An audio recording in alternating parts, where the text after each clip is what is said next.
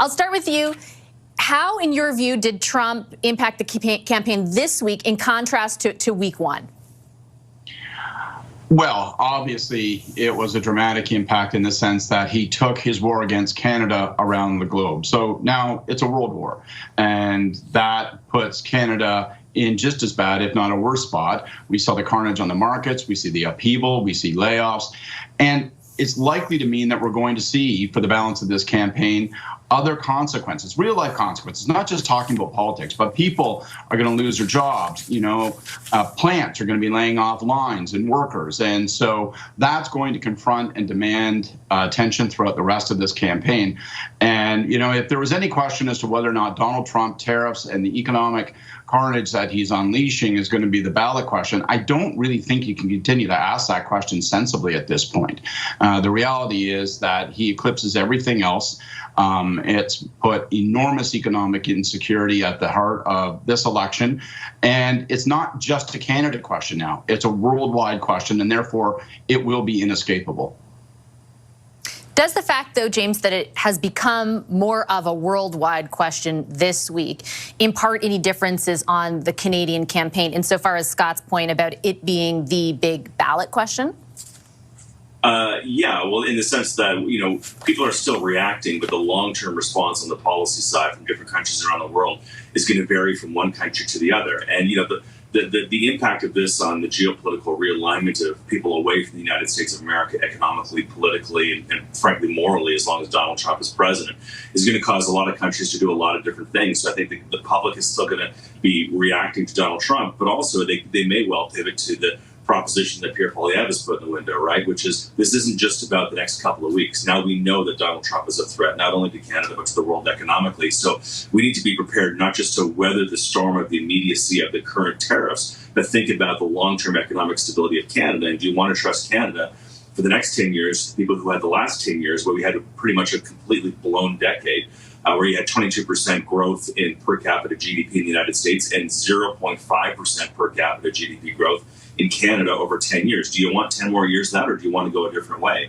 And I think he's got a pretty aggressive ballot question to try to push in the window, to be not just reacting to Trump, but to be preparing Canada to respond to Trump for the next decade. Do you think the Canadian electorate, Kathleen, is where James is pointing out insofar as moving past the immediate threat that Trump presents and the more immediate reaction in looking longer term? Because both the Conservatives and the NDP are making that pitch in different ways. I think it's hard for Canadian voters and for Canadians, frankly, to look too far down the policy, pipeline. They're thinking of the immediacy, potentially being laid off if you're a worker in Windsor, or already feeling the impacts if you're a steel or aluminum worker. And so I think actually what Canadians are doing is defining themselves against Americans and looking inwards. How do we differ from Americans, that kind of individualism, that privatization that we've seen in the US, and how do we differ ourselves that way? And so you see parties kind of trying to react to that. Carney this week was out obviously on Wednesday after that press conference you just showed, and kind of trying to manage expectations.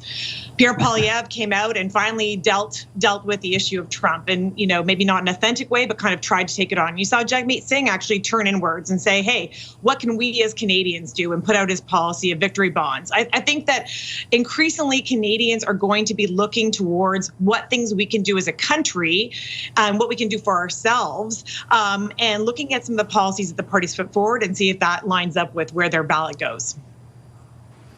I think that at the heart of what we're all talking about, Scott, is sort of the public opinion polling thesis we came into the campaign with, which is if the focus is Trump, whether it be in the immediate or more long-term,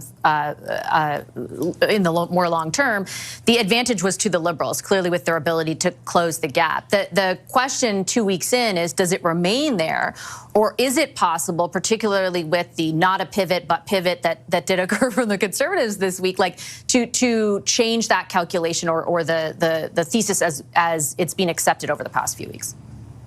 Well, look, I'd sure as hell hate to bet that Donald Trump is going to disappear. Like, that just is not our expectation. Our experience is that's about as likely as gravity disappearing. So we're going to see, hopefully not, but I fear, a bunch of consequences of what occurred last week. First of all, there's the threat that there could be more sector-specific tariffs. But in addition to that, there's going to be the fallout. There's going to be announcements of job layoffs, of operational restrictions and pullback. And that's going to affect not just, the daily lives of Canadians, but the economic confidence, the psychology, and of course, their attitude toward the ballot. And, usually we pick a prime minister during a campaign, but because it's a campaign, we tend to pick the person who's the best political candidate. This is sort of turning that on its ear. We are literally picking a prime minister based on who will be the best prime minister. And that's what's working to Carney's advantage, is because as he's forced off the campaign trail, it doesn't harm him because he's no longer politicking. It's helping him because he is being seen as prime minister. He is executing skillfully as prime minister. And so people aren't saying, well, who's the best political candidate here? They're looking at him and saying, well, that guy is indisputably the best prime minister. And that is the advantage that he has built. That's the advantage he must maintain. And whether he's forced off the campaign trail again by a new round of tariffs, that's going to remain the psychology, I think, of this election. Do you think that's true, James? And what kind of a challenge does that present for leaders of political parties who obviously don't have the ability to hold office in this moment? I think Prime Minister Carney has a strong argument to say, there's a crisis in 2008, and I was there. I played my part in it, and I've seen these crises before. I saw it as well in Brexit, and I've seen this before. So keep calm, and I think that I have a way in which I can approach this. However, I think he opens a door for the Conservatives and Conservative voters to walk through, where he says the relationship with the United States is permanently broken. It will never go back.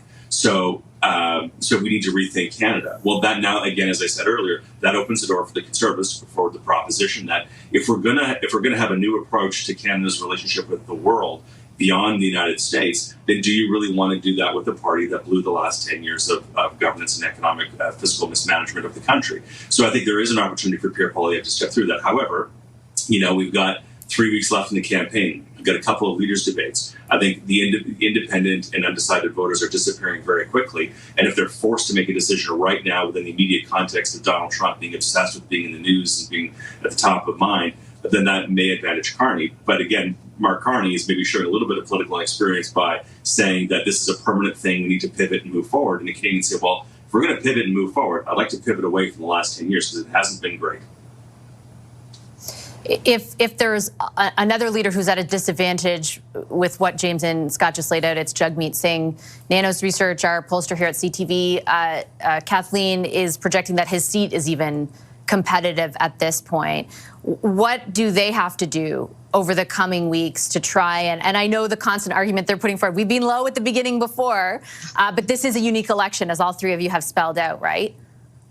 It is a unique election, and I got to say that I think the next 2 weeks of it are the most critical. We've seen an inability right now of this lead that the Liberals have been maintaining to be pushed off, right? They've just held it. The Conservatives haven't found any growth in this campaign, and New Democrats also are having trouble punching through. But what I can tell you about Jagmeet Singh riding is that the numbers are good. I'm told that the signs on the ground are great, calls are going well, and his wife and family are working hard in the riding. Let's see how that turns out. Typically in all campaigns, we always have campaigns going into other leaders' campaigns, ridings, and saying they're going to lose their seats. New Democrats did that in 2021. They went into Papineau against Trudeau and said that potentially Trudeau would have lost that seat in the 2021 election. Even Liberals have been in Pierre Poilievre's riding in this election in 2025, saying he would lose that running. So let's see how it turns around. I mean, the one thing I think that as increasingly the world wakes up to the threat of Trump. And we saw protests in the U.S. of millions of people across the nation protesting against Trump, that people are waking up to the fear and looking again, I'm going to say, to that differentiation of what differentiates us from America. And one of those major things is, of course, our healthcare system. And 25 MPs in the last election did the first expansion of our healthcare system in decades. And if you want to see more of that, a strengthened healthcare system in Canada, you got to vote for New Democrats.